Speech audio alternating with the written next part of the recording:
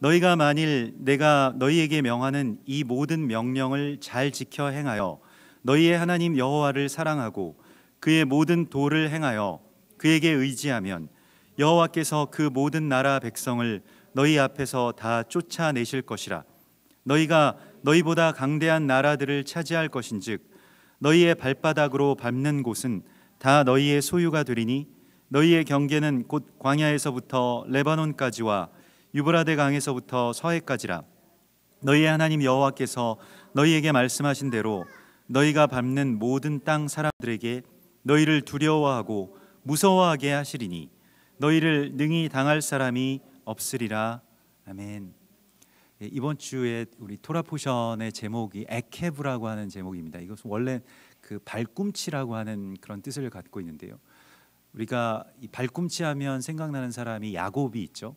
그 야곱이 뱃속에서 쌍둥이 형제인데 그 형 에서의 발꿈치를 잡고 나왔다라고 그렇게 그 전해지죠. 그래서 야곱의 이름을 이 에케브에서 비롯된 이 에케브의 손이라고 뜻하는 그 요드라고 하는 그 글자 하나를 더해서 이 야콥 이렇게 된 겁니다.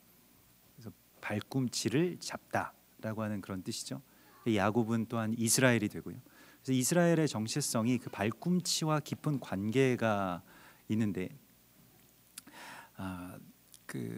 이 신광야 근처에 지금도 이스라엘 가면 이제 그 벤구리온 대학이 있고 신광야에서 그 광야를 이렇게 연구하고 벤구리온 총리가 초대 총리로서 굉장히 존경을 받고 또 이스라엘 나라를 세웠으니까요.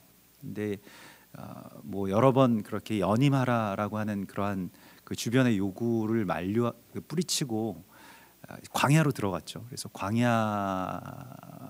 우리의 소망이다. 그래서 우리가 광야에 들어가서 광야에 정말로 꽃이 피고 또 열매가 맺는 그 날을 꿈꾸면서 젊은이들과 함께 광야를 개간하고 또 광야에 대해서 연구하기 시작했죠. 거기가 이제 벤구리온이 말년을 보낸 또 말년의 공동체를 이루고요.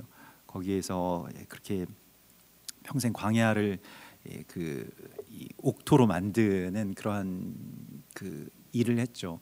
그래서 그 벤구리온 대학에는 이제 광야학이라고 하는 광야학과가 있고 뭐 몇 년 전에 갔을 때 그 광야학 박사님을 만나기도 했죠. 그래서 거기에서 뭘 배우냐, 뭐 광야에 대해서 여러 가지를 물어보고 또 광야에서 이 하루 이틀 이렇게 묵으면서 같이 이렇게 그 텐트 치고 이렇게 거기에서 이렇게 뭐라고 할까요?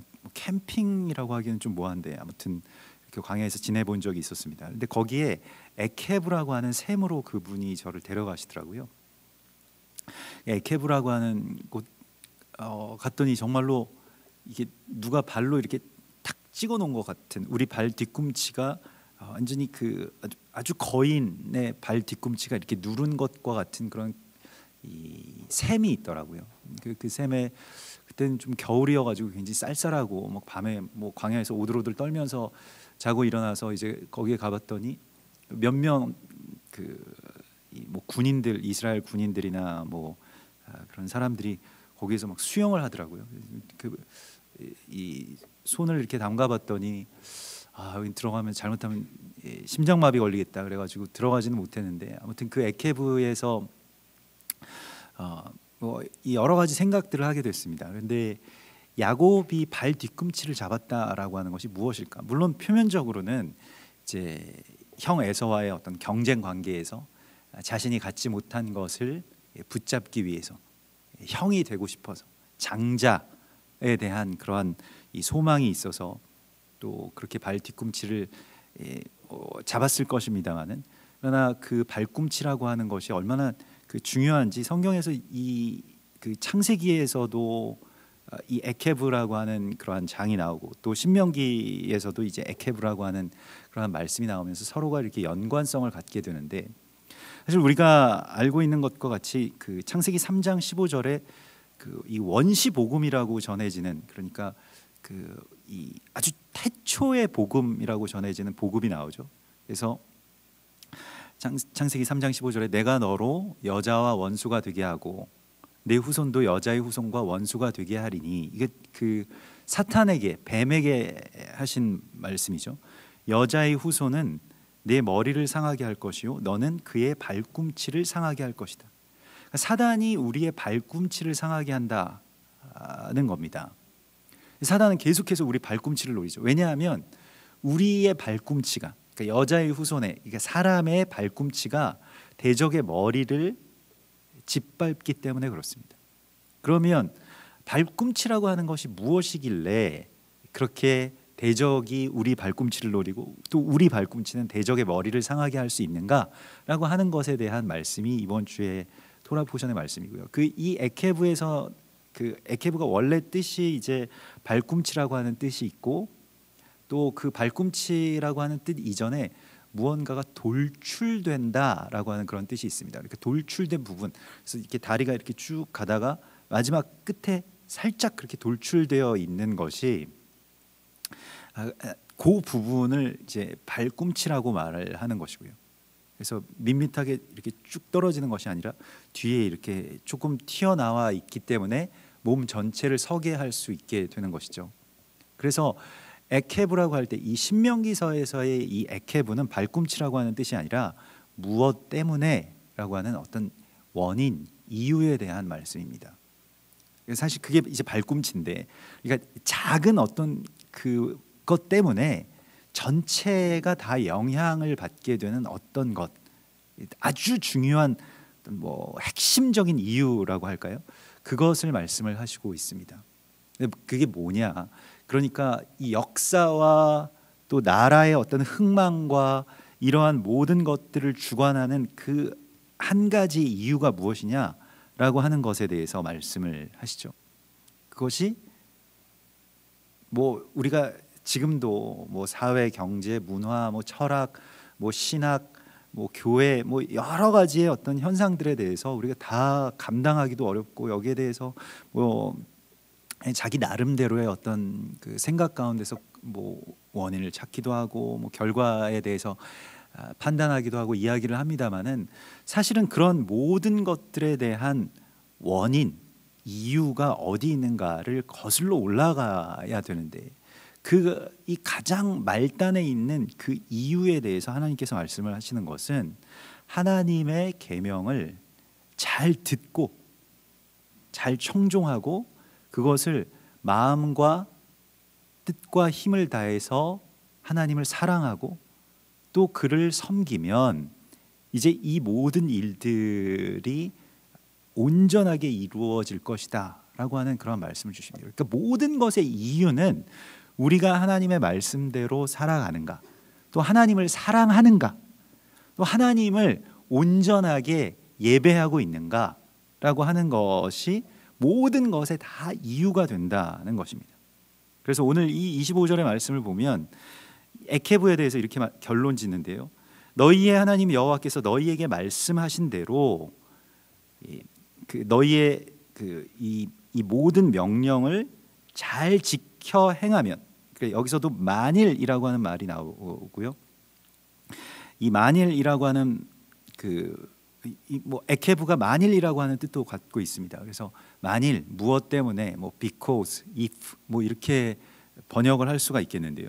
그러니까 너희가 만일 내가 너희에게 명하는 이 모든 명령을 잘 지켜서 행하면, 그리고 여호와를 사랑하고 그의 모든 도를 행하고 그에게 의지하면, 이게 에케브라는 겁니다. 이것 때문에 나라가 살고, 이것 때문에 너희가 살고 너희의 자녀들이 살고 하나님의 나라가 세워질 것이다 라고 하는 것입니다. 이 돌출된 부분, 이것으로 말미암아서 하나님의 나라를 세운다라고 말씀을 하시고 있는 것입니다. 그래서 이 모든 것에 있어서 너희가 명령을 잘 지켜서 행하는 것, 여기서 잘 지켜서 행한다, 그리고 그의 길을 그의 도를 행한다라고 할 때에 다 어떤 길을 이렇게 이 발꿈치로 밟으면서 이렇게 걷는다라고 하는 그런 표현이거든요. 그래서 얄락 데레크라고 하는데 그의 길을 걷다라고 토라라고 하는 것이고, 토라에서는 굉장히 그 관용적으로, 그러니까 아주 전형적인 표현으로 하나님의 계명을, 말씀의 계명을 지킨다라고 할 때 그냥 말씀의 계명을 지킨다 이런 표현을 쓰지 않고 그 길을 걷는다라고 하는 그런 표현을 씁니다. 길을 걸어서, 우리가 길을 걷는 이유는 목적지가 있기 때문이죠. 목적지를 향해서 이제 걸어가고 있는 중이고, 이제 길을 걷는다라고 하는 것은 또한 이 무언가가 이게 변화나 이동이라고 하는 것이 이제 같이 따라오게 되죠. 그래서 그의 길을 걷는다라고 할 때에 예수님께서 항상 그 제자들 앞서 걸으시면서 그 길을 보여주셨습니다. 그러니까 길을 걷는다라고 하는 것은 주님의 발걸음을, 특별히 주님의 뒤꿈치를 따라서 걷는, 그러니까 그리스도 예수께서 이 땅 가운데서 사람의 아들로서, 인자로서 사는 그 길을 걸어가신 그것이 이제 말하자면 계명이죠. 토라, 계명, 이것은 구약에서 먼저 하나님께서 전해주시고 또 그것이 문자화되고 그렇게 우리 가운데 전해졌습니다마는, 그러나 그 모든 계명은 또한 그리스도 예수의 삶으로 또 우리 가운데에 이 길을 어떻게 우리가 걸어가야 되는지를 우리에게 보여주셨죠. 그래서 그의 모든 도를 행하고 그에게 의지하면, 이렇게 말씀을 하시는데, 여기서 우리가 의지한다라고 하는 것은 뭐 도움을 받는다, 혹은 그렇게 그에게 기댄다라고 하는 그런 표현보다는, 의지한다라고 할 때 이 성경에서, 오늘 신명기에서 의지하면이라고 하는 말이 다바크가 되는데요. 이 다바크는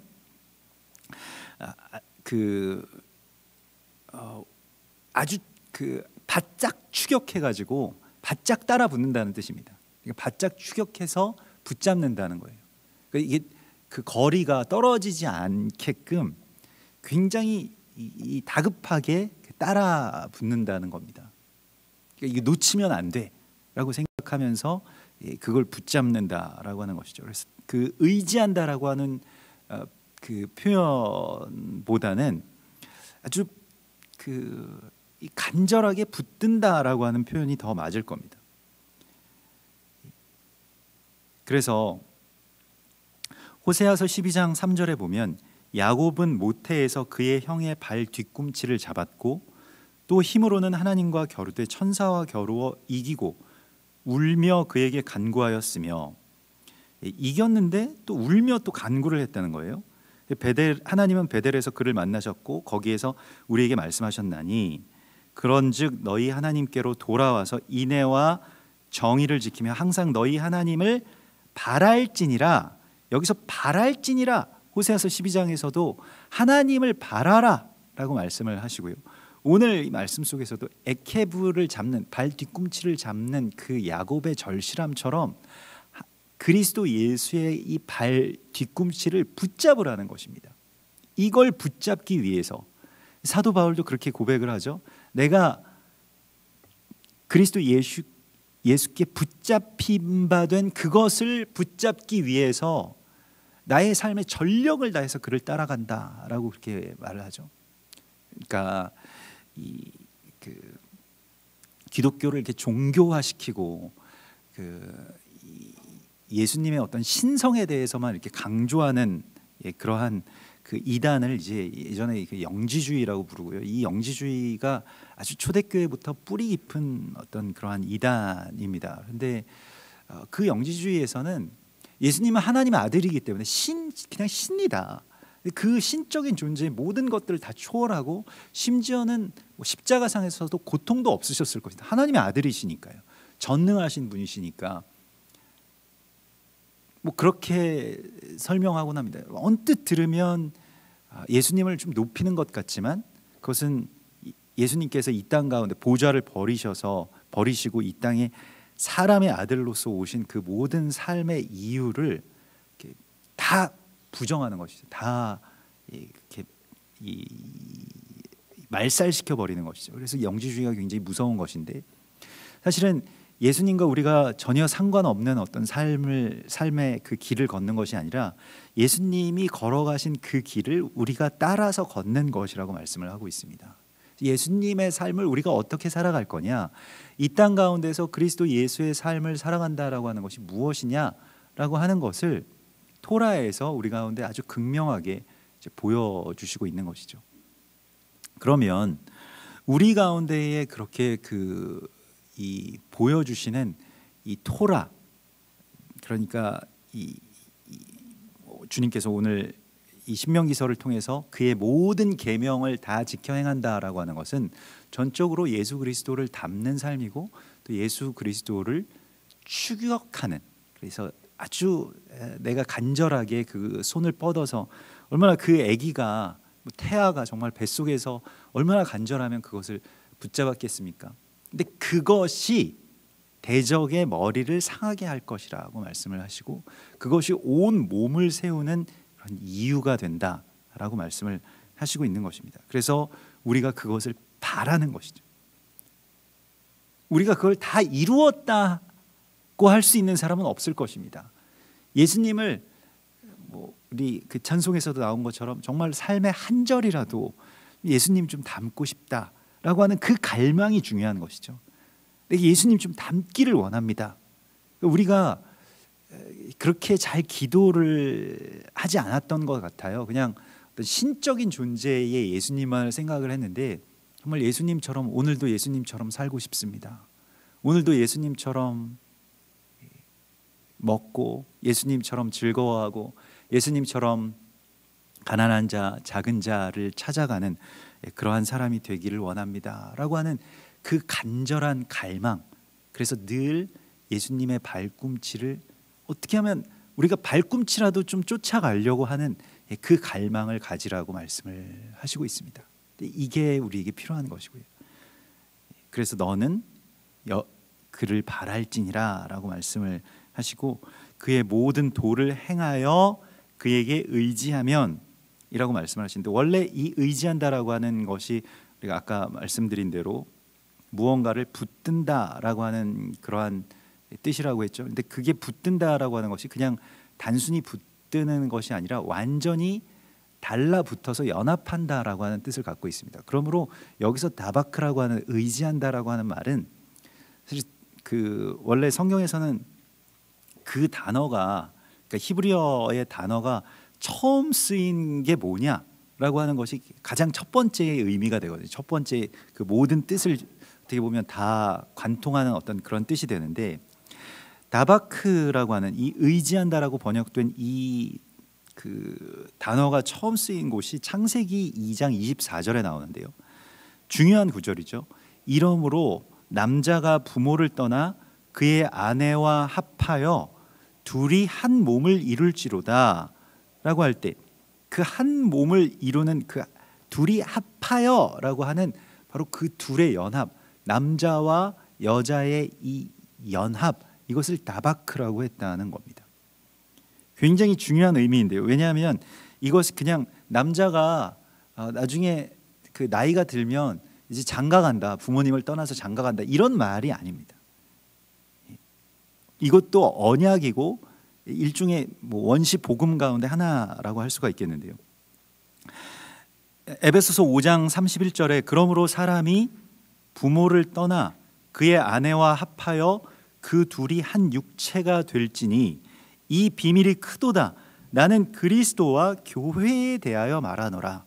이 비밀, 이 다바크의 비밀이 굉장히 큰데 그 비밀이 무엇이냐면 그리스도와 우리가 한 몸이라는 거예요. 한 지체라는 것입니다. 우리는 그 몸의 지체임이라 라고 하는 것입니다. 그래서 지체가 서로가 이 떨어져 있으면 그것은 아주 굉장히 큰 어떤 사고고 굉장히 큰 어떤 재앙이죠. 그 지체가 서로가 이렇게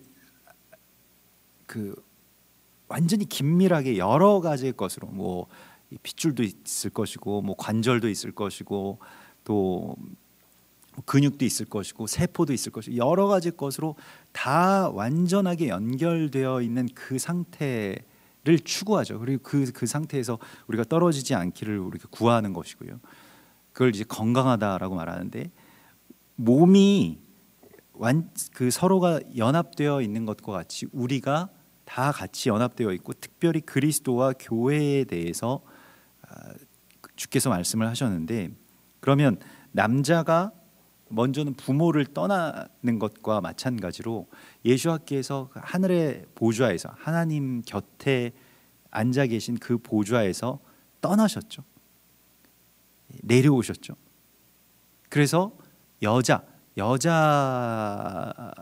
이 땅에 하나님의 백성들, 또 특별히 그 에베소서에서는 교회를 상징한다라고 말씀을 하시기 때문에 우리와 그렇게 온전하게 하나가 되시기 위해서 이 땅 가운데 오셨고, 또 우리는 그를 의지하는, 그래서 그를 붙드는 그러한 삶을, 또 그 붙들어서 하나가 되는 완전한 합의를 이루어야 된다라고 말씀을 하시고 있습니다. 그래서 그 단순한 어떤 그냥 하나님을, 예수님을 이렇게 그 믿고 예배하고 그 신적인 그런 그 권세를 의지해서 내 삶의 어떤 문제들이 해결되고, 이러한 어떤 종교적인 신앙이 아니라 예수 그리스도와 내가, 우리의 삶이 완전히 그렇게 연합되는 이 합일의 이야기를 하나님께서 계속해서 말씀하시고 있습니다. 그래서 이 연합이라고 하는 것이 그냥 우리가 앞으로는 잘 사이좋게 잘 지냅시다, 우리 서로가 사랑하면서 그냥 잘 지냅시다, 이 정도의 이야기가 아니라 그냥 그 사람과 내가 전혀 분리되어 있지 않은, 그리스도 예수께서 우리 머리이시고 우리가 그의 몸이 되는 바로 그 연합, 그것을 오늘 성경은 그의 길을 걸으면서 그를 붙잡는 것이라고 말씀을 하시고 있습니다. 룻기 1장 14절에 보면 이 나오미의 두 며느리의 이야기가 나오는데, 그들이 소리를 높여 다시 울더니, 두 며느리에게 이제 너희 고향으로 돌아가라고 나오미가 말하죠. 근데 오르바는 그의 시어머니에게 입맞추고 돌아가고요. 그러나 룻은 그를 붙쫓았더라, 이렇게 나옵니다. 이게 이제 다바크이죠. 간절하게. 그래서 나로 어머니를 떠나서 다른 곳으로 가라고 말하지 마옵소서라고 그렇게 구하면서, 어머니의 하나님이 나의 하나님이 되고 어머니의 백성이 나의 백성이 되시리이다라고 하는 그런 아주 간절한 고백을 하죠. 그러니까 이 연합이 그리스도 예수와 나의 연합이고, 또한 이것이 이방 여인의 어떤 이방 교회와 이스라엘의 연합을 의미하는 것이기도 합니다. 그래서 이렇게 그 주님께서 그를 사랑하고, 근데 그런 그 연합이 일어나기 위해서는 전제가 되는 것이 의무로 이게 되는 게 아니죠. 그러니까 완전한 이 합일이라고 하는 것은 의무로 되는 것이 아니라 이 아하브, 사랑으로 말미암아서 이 이야기가 이루어지는 것입니다. 그래서 우리가 그를 온전하게 사랑하고, 또 그 사랑도 사실은 우리가 먼저 그를 사랑하는 것이 아니고, 우리 요한일서에 보면 주님께서 우리를 먼저 사랑하셔서 그 사랑에 우리가 반응하게 되죠. 그 사랑을 말씀을 하시는 것입니다. 그래서 내가 하나님을 그렇게 사랑할 수 있을까, 온전하게 사랑할 수 있을까, 이것에 대해서 우리가 걱정할 일이 아닙니다. 주님께서 우리 가운데 그 사랑을 부어 주십니다. 그러니까 그 사랑으로 우리와 연합하기를 원하시는 당신의 간절하심이 있기 때문에 우리가 그걸 바라보라고 말씀을 하시고 있는 것입니다. 그래서 이 모든 명령을 다 지켜서 행하고 그에게 의지하면, 23절에 보면 여호와께서 그 모든 나라 백성을 너희 앞에서 다 쫓아내실 것이다. 그래서 여기서 그 쫓아내실 것이다, 너희가 그 땅을 차지할 것이다 라고 할 때 그 야라쉬라고 하는 말을 쓰는데, 그 땅을 너희가 유업으로 받게 될 것이다. 그 땅은 원래 아브라함에게 약속하신 땅이죠.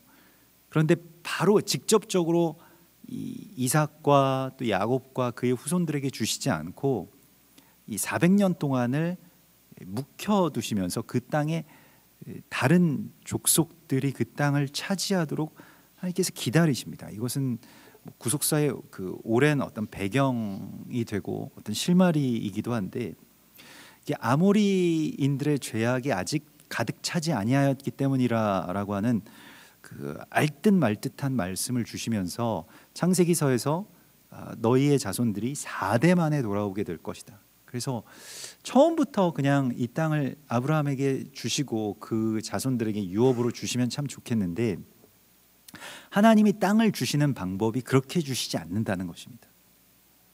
다른 신, 또 다른 신을 모시는 어떤 그런 민족들이 그 땅을 차지하고 또 그 땅을 그렇게 뭐 어떤 자신들의 삶의 이 터전으로 그렇게 삼는 그 땅을 다시 되찾는 이야기로 하나님이 주시겠다라고 말씀을 하십니다. 하나님의 유업을 받는 그 이야기고요.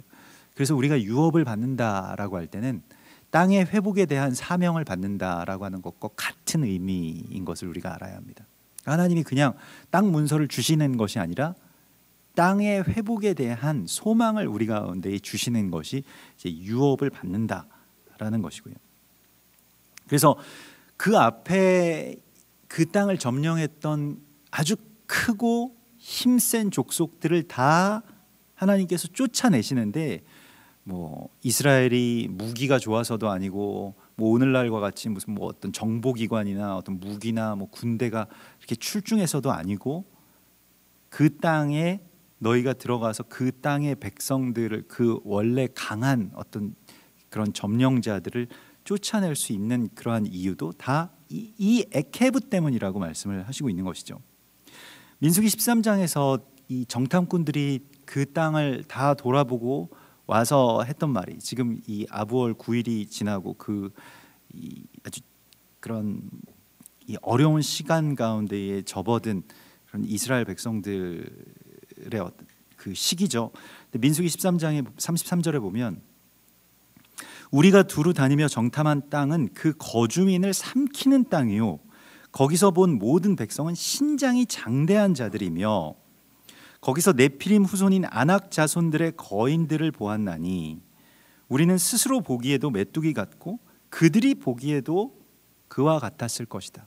그래서 굉장히 큰 낙심과 수치를 느끼는데 그 중에서도 스스로에 대해서 메뚜기 같다라고 그렇게 표현을 하고요.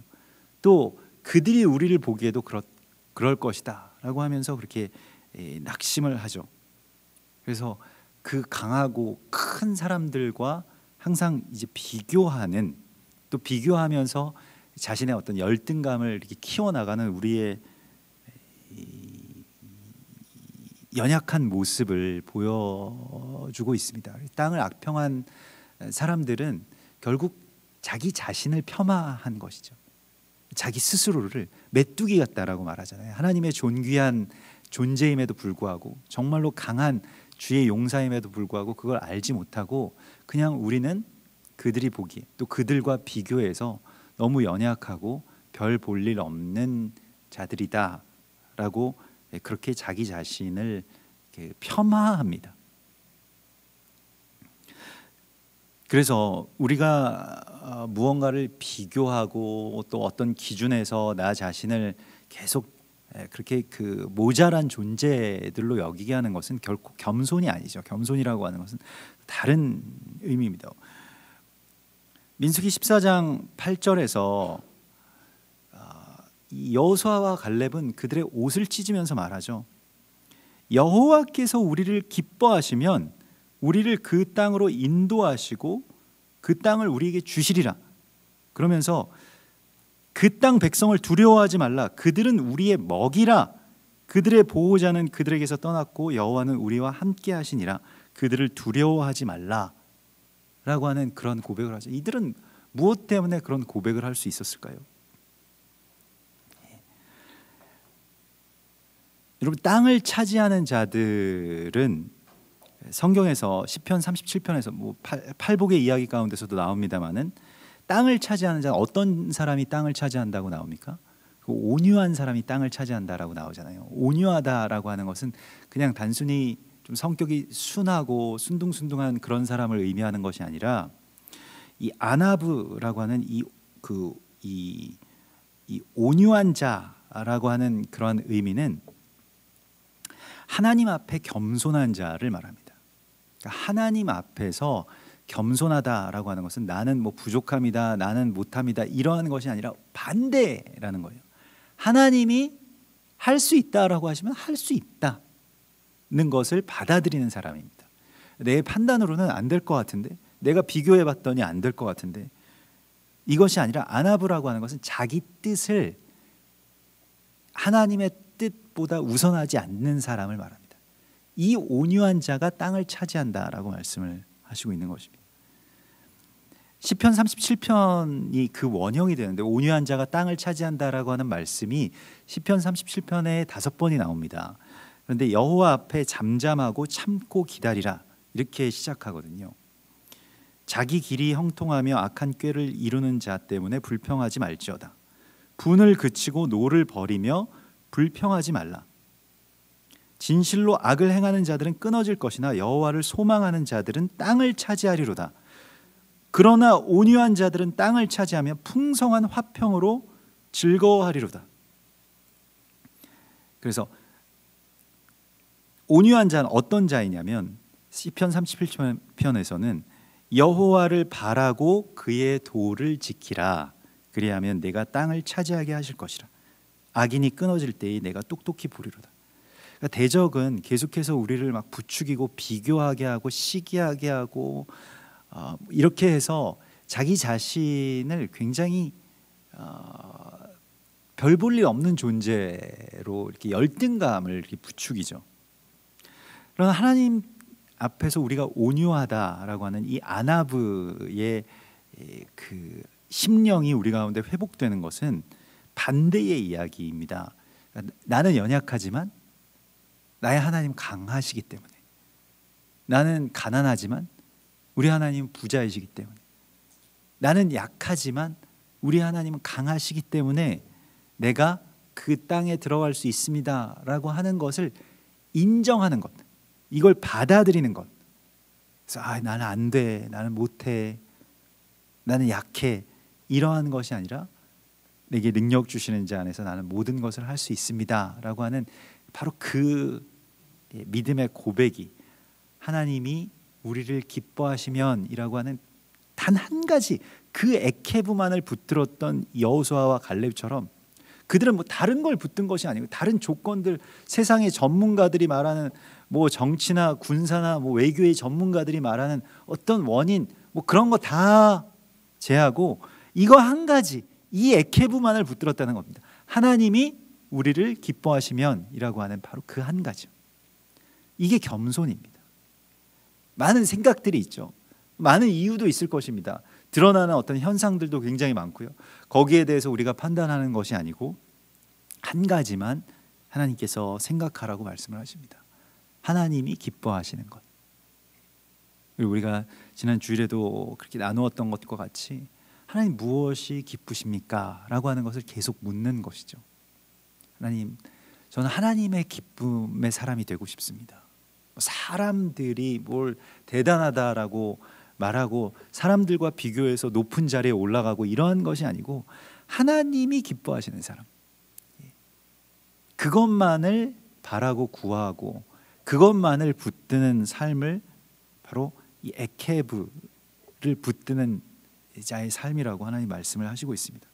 그래서 큰 거, 뭐 대단한 사람들, 그 사람들과 비교해 보면 나는 뭐 별 볼 일 없는 것 같고, 그러면 참 뭐 그 삶 자체도 굉장히 불행하잖아요. 계속 비교하고 뭐 그 비교 가운데서 나는 어떤가 뭐 이런 생각들을 하는 것 자체가요. 그러나 온유한 자는 비교하지 않는 자입니다. 오직 주님을 붙드는 것이고요. 또 그것 때문에 불평하거나 또 나는 왜 그럴까? 나는 왜 이렇게 뭐 어떻게 돼서, 환경이 어떻게 돼서, 뭐 부모를 잘못 만나서, 뭐 결혼을 잘못해서, 무엇가 뭐 좀 잘못돼서 왜 이럴까? 이런 생각을 하지 않는 자를 말하는 것이죠. 그래서 하나님께서 앞서 가시면서 그들을 쫓아주실 것이다. 근데 굉장히 어렵게 느껴지는 일들이잖아요. 하나님의 나라로 들어가야 되겠는데 그냥 들어가서 세우는 것도 어려운데, 그냥 땅을 개척하는 것도 어려운데 그 땅에 아주 대적이 완전히 그 강한 성을 쌓고 거기를 점령하고 있으니까 못 들어간다. 이게 팩트죠. 근데 하나님은 그런 사실을 붙드는 자를 원하시는 것이 아니라 하나님의 이 진리를 붙들고 하나님께서 기뻐하시면 그 땅에서 먼저 그들을 쫓아내실 것이다 라고 하는 이 믿음을 우리 가운데 구하고 계십니다. 그래서 오늘날에 이렇게 합리적으로 생각하고 이성적으로 생각하고 순리적으로 생각하고 그냥 적당히 하고 이러한 것들이 이제 세상을 살아가는 어떤 세상이 요구하는 그러한 이 삶의 방식이라고 한다면, 하나님께서는 우리에게 하나님이 무엇을 기뻐하시고 하나님이 우리에게 무엇을 말씀하셨는가 그것만을 붙들라고 말씀을 하십니다. 굉장히 단순한 것인데요, 사실은 이 작은 것 하나만 붙드는 것으로 모든 것을 다 이룰 수 있다라고 하시고 있습니다. 그래서 그 24절에 너희의 발바닥으로 밟는 곳은 다 너희의 소유가 되리니 이렇게 말씀을 하시죠. 그래서 이 너희가 밟고 선 곳은, 그래서 발바닥으로 밟는 곳은 이 에케브로 발 뒤꿈치로 이 밟는 삶을 다시 주님께서 말씀을 하시고 그곳이 다 너희의 소유가 되리라라고 이렇게 말씀을 하시고 있죠. 그래서 이 발로 밟는다라고 하는 것은 어떤 삶의 행위를 그렇게 계속 우리 가운데 말씀을 하시면서 경계에 대해서 말씀을 하시는데, 이게 주님께서 이제 줄로 재어 주신 구역이죠. 그래서 그 아름다운 그 경계를 주님 말씀을 하시는데 광야에서부터 시작을 합니다. 그래서 광야에서부터 시작을 해서 어디까지 가냐면 레바논까지 간다라고 말씀을 하십니다. 그 광야는 말 그대로 하나님과 우리가 처음 사랑이 시작되는 곳이죠. 우리의 간절함과 또 하나님의 이 부르심이 만나게 되는 바로 그곳입니다. 그래서 이 미드바르, 바미드바르라고 하는 이 광야에서부터 시작을 하는데, 그래서 어디까지 가느냐? 레바논으로 간다는 겁니다. 레바논은 흰 산을 의미하고요. 그 가나안 땅에서 흰 산이 두 산이 있는데 하나는 헐몬산이고 하나는 시온산입니다. 그래서 예루살렘을 뜻하기도 하고 헐몬을 뜻하기도 합니다. 원래는 이제 헐몬, 그 레바논이라고 하면 이제 만년설이 쌓여 있는 이 헐몬산을 그렇게 의미하기도 하는데, 그러나 토라에서 이 거룩한 산 예루살렘의 그 명칭이 아직 완전하게 있기 전이기 때문에 이곳을 그저 레바논이라고 이렇게 표현을 하고 있기도 합니다. 그래서 이것은 그 거룩한 산 예루살렘, 거룩한 그러한 성산, 그 시온산을 의미하기도 하고, 또 헐몬산은 그래서 뭐 두 산을 의미하는데, 두 산이 사실은 어떻게 보면 그 같은 정체성을 갖고 있다라고도 할 수가 있겠는데, 헐몬산의 정체성은 우리가 시편 133편에서 그 나온 것과 같이 연합이죠.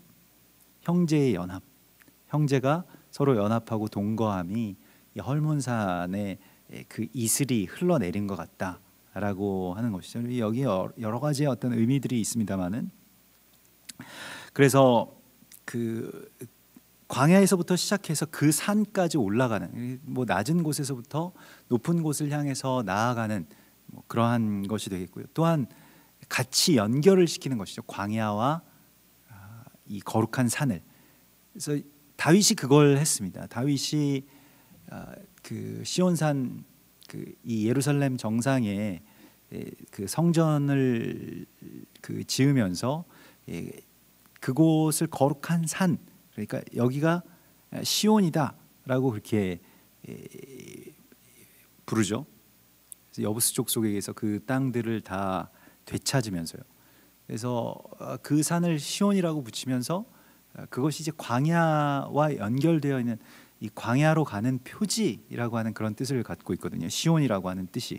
그래서 이 광야를 의미하는, 또 광야를 향해서 나아가는, 또 광야에서는 시온을 향해서 나아가는 것이고요. 시온에서는 광야를 향해서 나아가는 것이고, 이게 서로가 서로를 향해서 나아가고 있는 어떤 그러한 이 땅의 경계, 땅의 끝을 하나님께서 주시겠다고 말씀을 하시고 있습니다. 그러면서 그 유브라데 강에서부터 서해까지라. 그러니까 땅의 지경은 광야에서 레바논이고요. 이 물의 지경, 물의 경계는 유브라데에서 서해까지라고 말씀을 하시고 있습니다. 유브라데가 뭐 지금은 그 이라크 지역에 흐르는 어떤 그런 땅을 유브라데라고 뭐 유프라테스 강이라고 그렇게 부릅니다만은 원래 유브라데는 에덴의 네 번째의 강이죠. 그래서 비손, 기온, 히데겔, 유브라데 그 네 번째의 강이 이 유브라데이고요. 뭐 어떻게 보면 마지막 강이라고도 할 수 있겠고, 이 넷이라고 하는 숫자는 이 땅을 의미하고 이 사람을 의미하는 그러한 숫자인데 네 번째의 강이 이 유브라데입니다. 그래서 그 창세기 2장 14절에 보면 그 넷째 강은 유브라데더라. 여호와 하나님이 그 사람을 이끌어 에덴 동산에 두어 그것을 경작하며 지키게 하셨다. 그래서 넷째 강 다음에 에덴의 이야기가 나오는데 그 에덴에서 발원한 그 네 번째 강의 이 이름이 무엇인가가 솟아오른다, 돌진하다라고 하는 뜻을 가진 그 페라트에서 나온 그러한 뜻입니다. 유브라데라고 하면 생수가 어디선가 솟아 나오는 그 이야기를 말씀을 하시고 있는 것이고요. 에덴의 네 번째 강은 그러면 뭐 어디에 있는, 지금 이라크에 있느냐 아니면 뭐 이스라엘에 있느냐 이것이 아니고 요한복음 7장 38절에서 나를 믿는 자는 성경의 이름과 같이 그 배에서 생수의 강이 흘러나오리라. 이 솟아오른다는 거예요. 그래서 이 하나님의 사람, 하나님의 성전에서부터 이 강이 발원하는 것을 말합니다. 이게 에덴의 회복이 되고요. 스가랴서 14장 8절에서도 나오고 또 에스겔서에서도 나오는 그 생수의 강의 이야기죠. 생수가 흘러나온다는 것입니다. 그냥 그것이 흘러나오는 것이 아니라 많은 사람을 살리는 생명 생수가 흘러나오는 그 유브라데. 그래서 유브라데에서 어디까지 가느냐?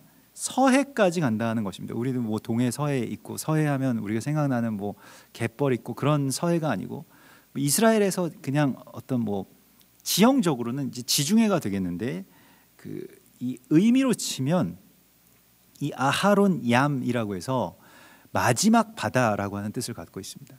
끝, 마지막에 있는 바다, 그걸 이제 아하론이라고 표현을 하는데 요한계시록에 이 마지막 바다에 대한 이야기가 쭉 나오죠. 요한계시록 15장에 보면 그걸 그 유리 바다라고 표현하는, 그러니까 하나님의 백성들이 이 마지막 바다 앞에 서 있는데 그 마지막 바다는 내가 보니 불이 섞인 유리 바다 같은 것이 있고 짐승과 그의 우상과 그의 이름의 수를 이기고 벗어난 자들이 유리 바닷가에 서서 하나님의 검은 고를 가지고 하나님의 종 모세의 노래, 어린 양의 노래를 불러서 찬양을 하는 그러한 모습이 나오게 됩니다. 이게 마지막 바다이고요.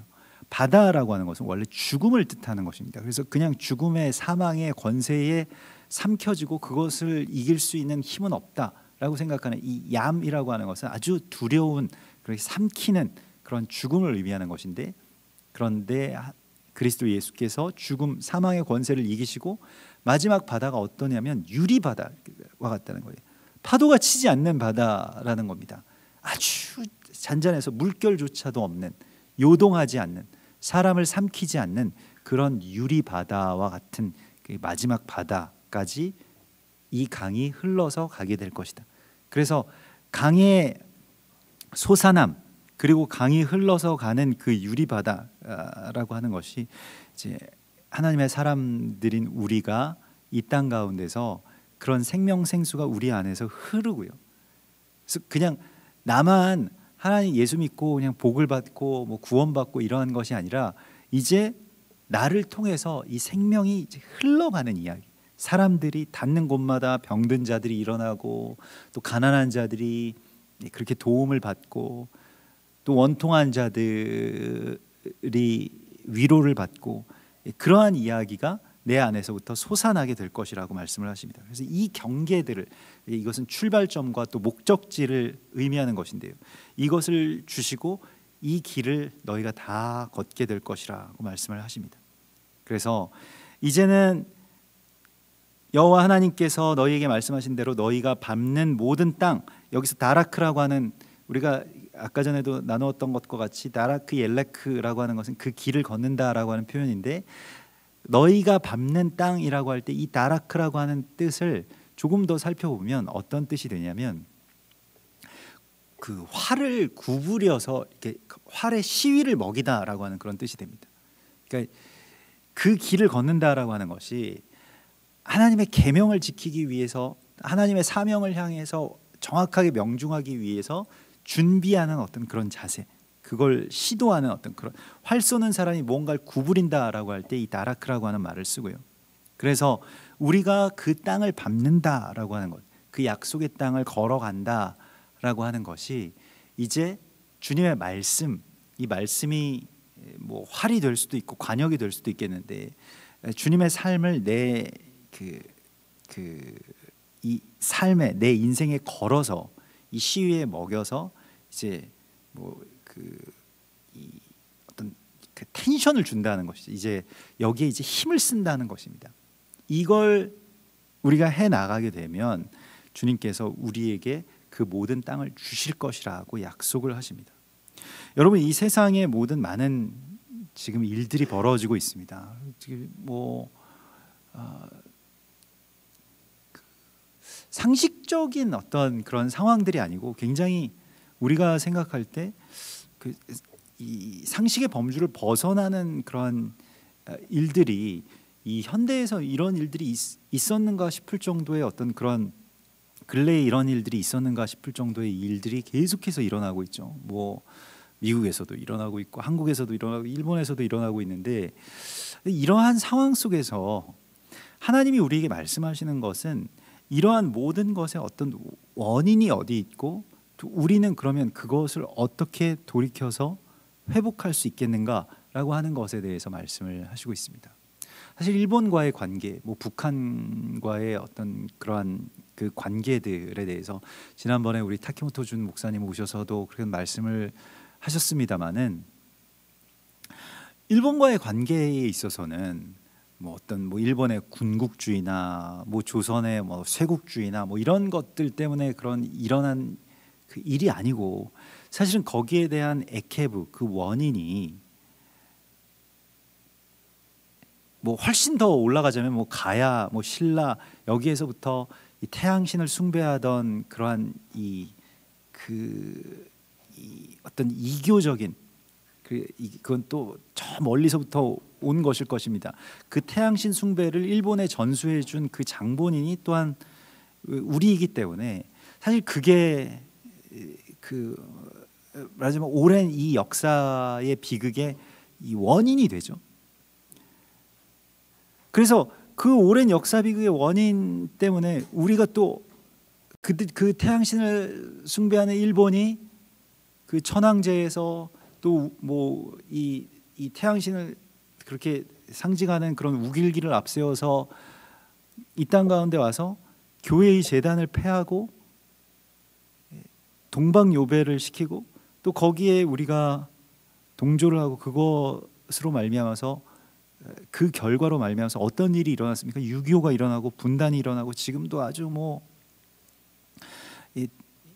70년이 지났습니다만 통일이 너무 멀게만 느껴지고 이렇게 돼가고 있는 것이, 그 원인이 어디 있느냐?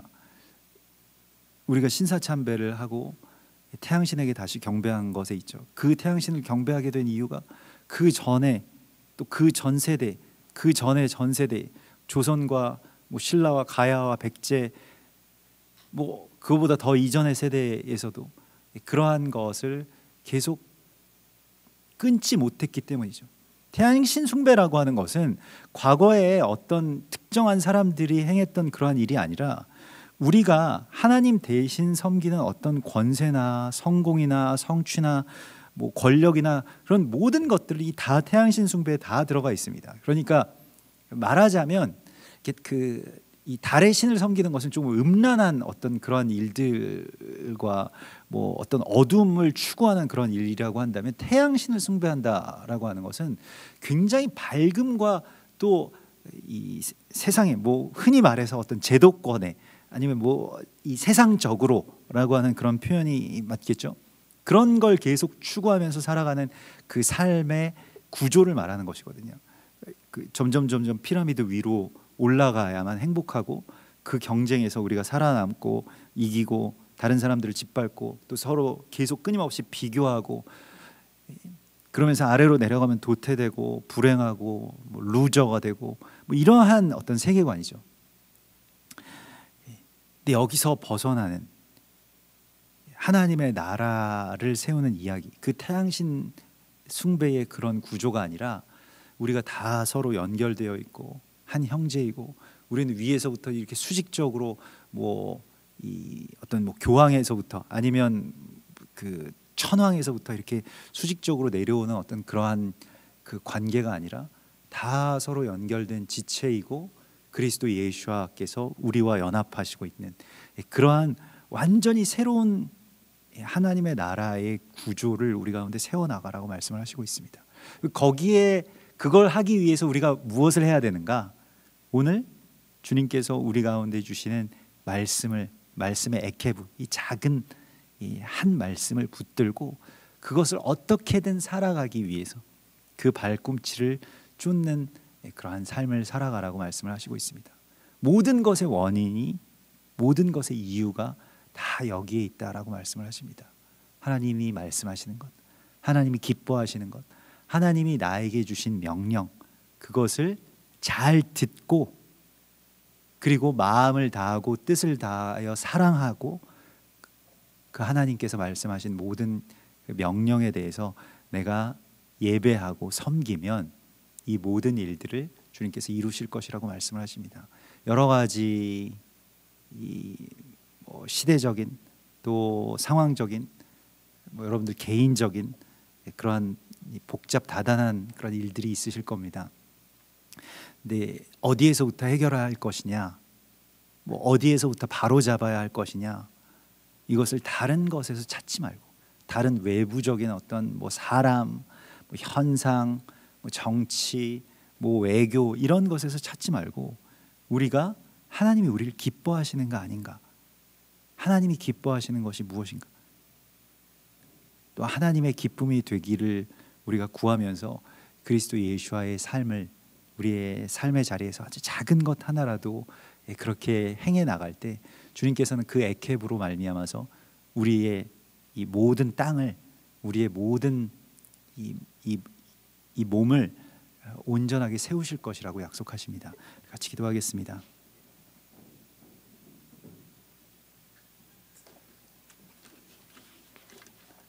우리 이 시간 주님 바라보시면서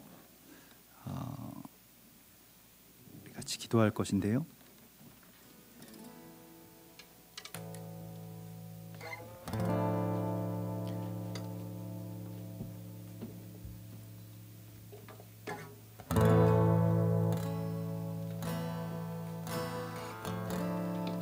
우리 이 시간에 먼저 기도하기 전에 우리 좀 곡조 있는 기도인 찬양으로 우리 예배자라고 하는 내가 밟는 모든 땅을 주를 예배하는 땅이 되게 하여 주시고 그러한 예배자로 내가 서게 하여 주시옵소서라고 하는 그런 고백으로 이 찬양 드리시고 또 함께 같이 말씀을 붙들면서 기도하겠습니다.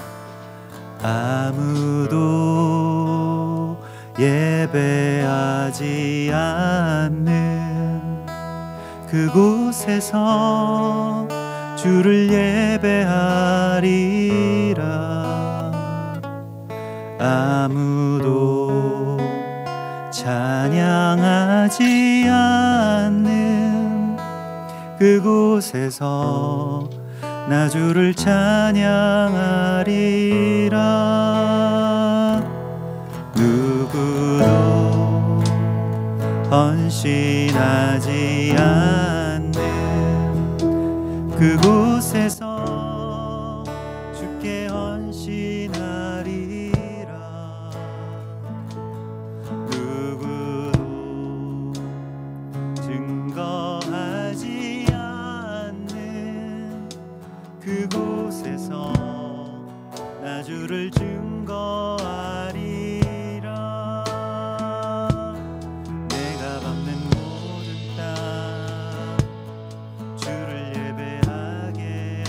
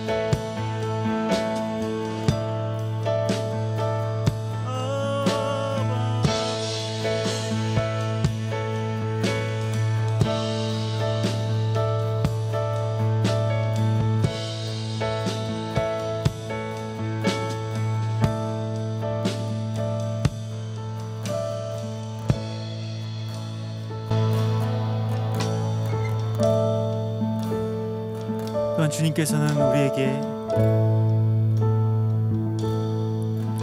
우리 안에 있는 모든 근원적인 두려움들을 내어 쫓으라고 말씀을 하십니다. 그 두려움 때문에 분노가 생기고 또한 분열이 생기는데 그 두려움의 이유가 무엇이냐 주께서 우리 가운데 다시 물으십니다. 우리가 가난하게 될까 봐, 또 우리가 여러 가지 많은 걱정들이 점점 하나님께서 주신 믿음과 사명과 소명을 그렇게 잠식하면서 우리를 옥죄어 올 때에 우리 이 시간에 정말로 두려움을 내어 쫓는 믿음, 또 많은 사랑이 두려움을 내어 쫓는다고 말씀하셨습니다. 우리 안에 있는 그 모든 두려움을 주의 사랑으로 또 주님의 그 거룩한 능력으로 말미암아서 다 내어 쫓고 여호와께서 우리를 기뻐하시며 이라고 하는 그 한 가지의 에케브만을 붙들면서 나아갈 수 있게 해달라. 그러한 온유한 자가 되게 하시고 그렇게 땅을 차지하게 하여 주시고, 주여 우리 앞에 놓여져 있는 이 수많은 두려움의 이유들을 주여 주님 오늘 주님의 불로 성령으로 소멸시켜 주시옵소서. 주여 두려움을 내어 쫓는 믿음을 우리 가운데 부어주시옵소서. 두려워 말라, 내가 너와 함께 하니라. 놀라지 말라, 나는 내 하나님이 되니라. 주여 주의 말씀하신 그대로 주여 우리가 두려움의 교만 가운데서 내려오게 하소서.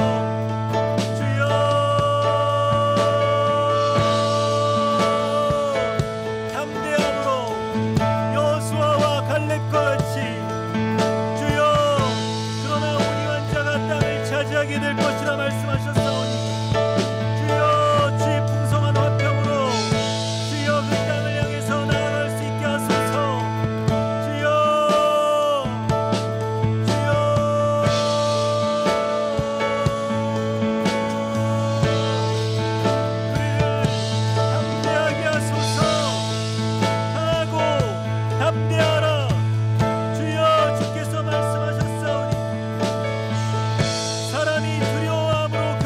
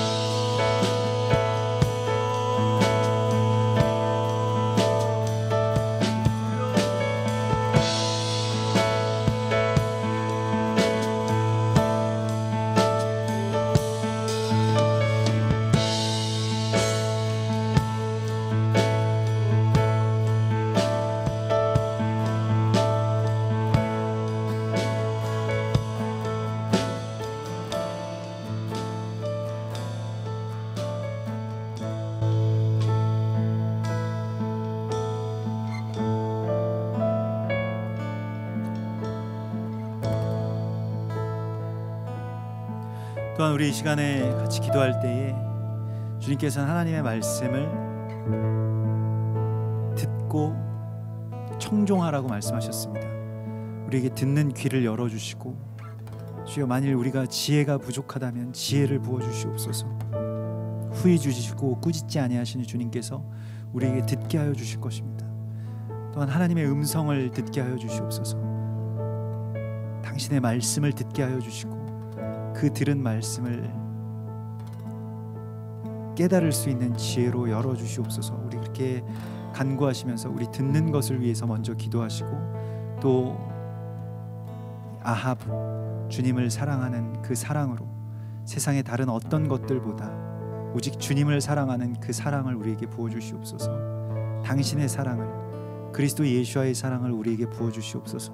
우리 그렇게 같이 기도하고, 또 마지막으로 마음과 뜻과 힘을 다해서 그를 예배할 수 있게 하여 주시옵소서. 오직 주님만을 예배하게 하소서. 주님의 참된 예배자, 또 모든 것을 다 쏟아내는 그러한 예배의 삶을 우리 가운데 열어주시옵소서. 영과 진리로 드리는 그 예배 가운데로 나아가게 하여 주시옵소서. 우리 소망하시면서 우리 듣고 사랑하고 또 예배하는 그러한 거룩한 삶으로, 거룩한 액캡으로 우리를 이끄소서. 우리 같이 기도하겠습니다. 주여, 주여, 우리의 귀를 열어주소서. 주여, 우리의 귀를 열어주소서. 주여, 주의 음성을 듣게 하소서.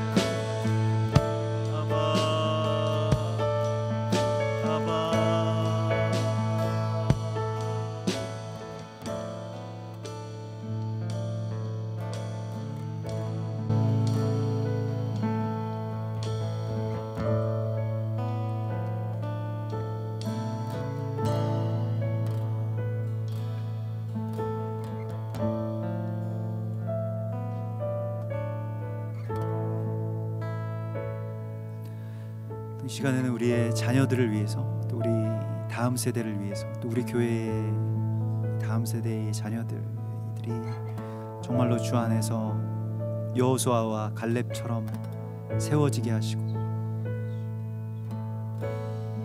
아론의 죽음의 자리에서 엘르아살이 세워지고 모세의 소멸의 지점에서 여호수아가 세워진 것과 같이 주여 우리가 이들을 위한 정말로 하나의 미랄이 되기를 원합니다. 우리 그렇게 고백하면서 우리 자녀들을 위해서 기도하고 또 올해 입시를 앞두고 있는 우리 자녀들이 있습니다. 수연이하고 예지 지금 입시를 앞두고 있고 또 이제 내일 또 유학 또 멀리 또 공부하기 위해서 떠나는 우리 지원이를 위해서도 기도해 주시고 또 이제 이스라엘과 모든 사역의 여정들 또 지난 1년 동안 여정을 마치고 또 다시 한국으로 들어오고 있는 우리 동아 형제를 위해서도 기도를 부탁드리겠습니다. 우리 자녀들 여러분들 생각나시는 모든 우리 지체들을 위해서 기도하실 때 특별히 이 자녀들이 또한 1월 달에 또 이스라엘 또 연합을 위한 이 귀한 여정을 떠나게 되는데 주님 이들의 모든 발걸음을 주님께서 이끌어 주시고 정말로 이들이 밟는 그 모든 땅마다 거룩한 예배가 되살아나고 생명생수가 그 땅에서 솟아나는 그런 놀라운 역사가 일어나게 해달라고 우리 그 이스라엘 비전 트립을 위해서도 다음 세대를 위해서 같이 중보하면서 기도하십시다. 주님 할렐루야 할렐루야 주여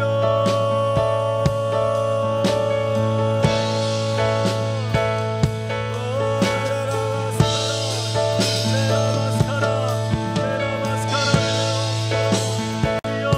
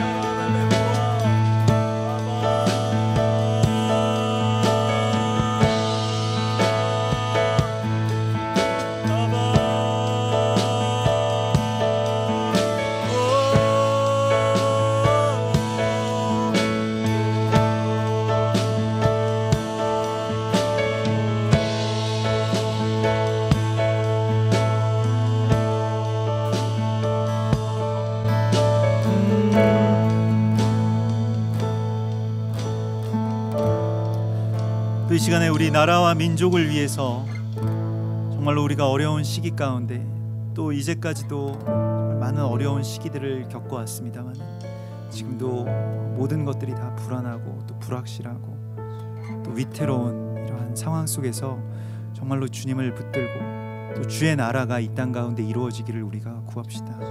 그리고 이 땅의 백성들이 다시 그 에케브를 붙들게 하여 주시옵소서. 주님의 말씀으로 돌아가게 하시고 여호와께로 예수와께로 돌아가게 하시고 주님 말씀하신 그 말씀 한 말씀을 붙들고 그렇게 교회와 성도들의 재단이 회복되고 가정이 회복되고 또 그렇게 하나님의 기쁘심이 되는 그러한 거룩한 교회와 재단으로 회복될 때 주께서 이 나라를 회복시켜 주시겠다고 약속하여 주셨습니다.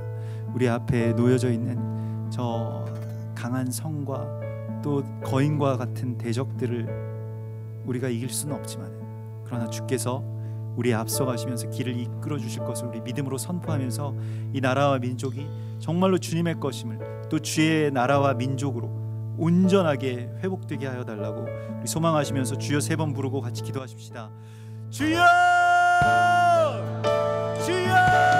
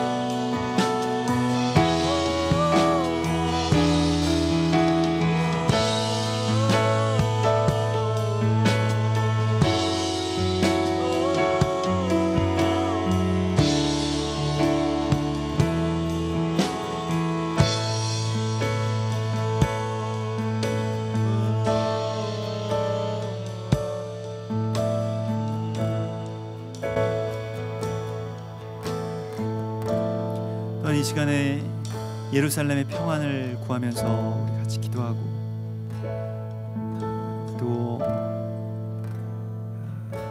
우리에게 이스라엘을 알게 하시고 또 품게 하시고 또 함께 연합하게 하시는 우리 주님께 감사하면서 우리 이스라엘을 위해서 축복하면서 그 땅을 위해서 같이 기도하고, 그 땅이 또 여러 가지 정치적으로 지금 불안정한 상황 가운데서 재선을 치러야 됩니다.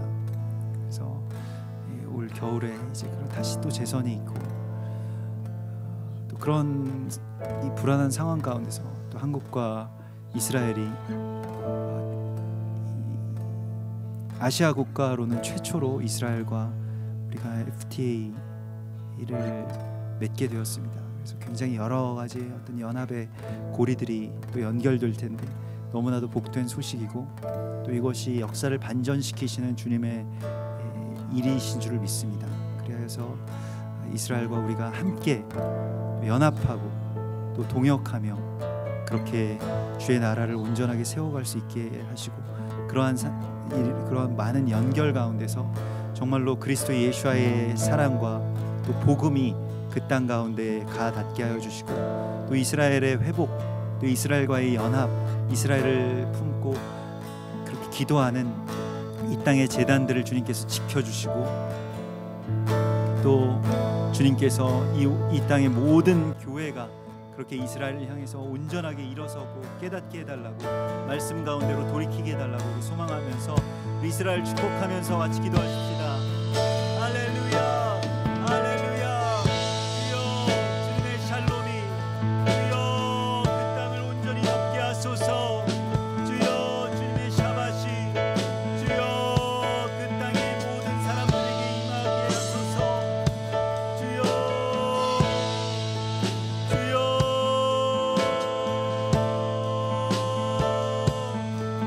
예루살렘의 평강을 주님 구합니다. 주님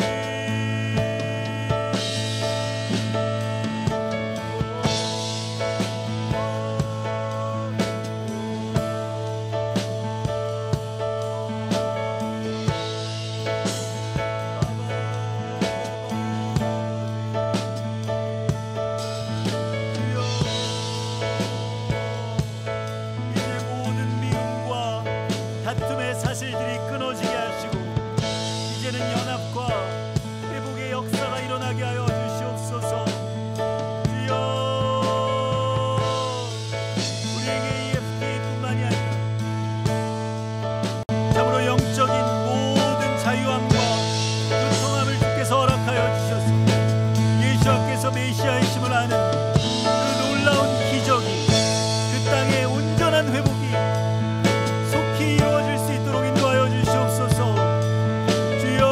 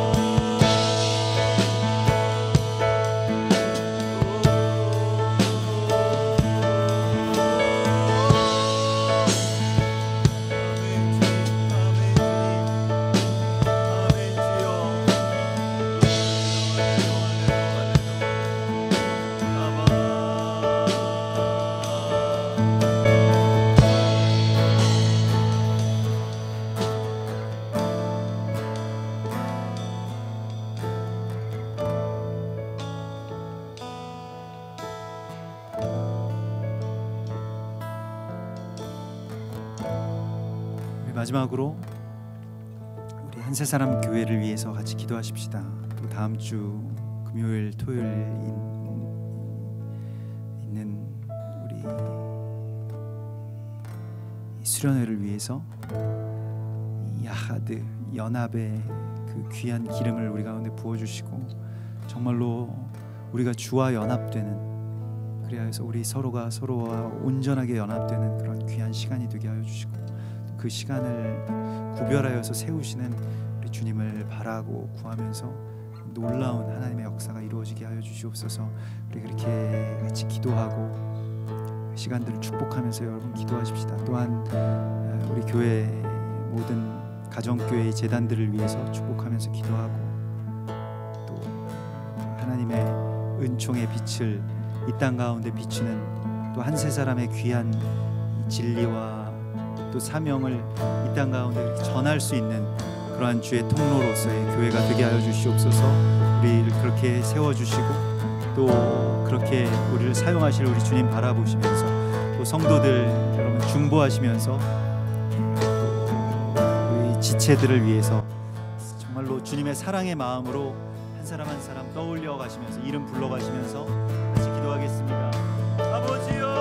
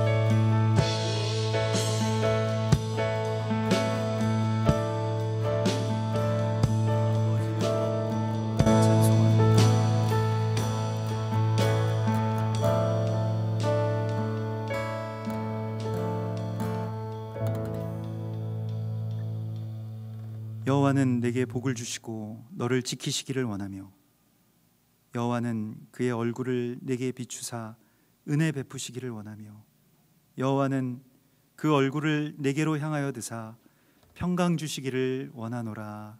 아멘.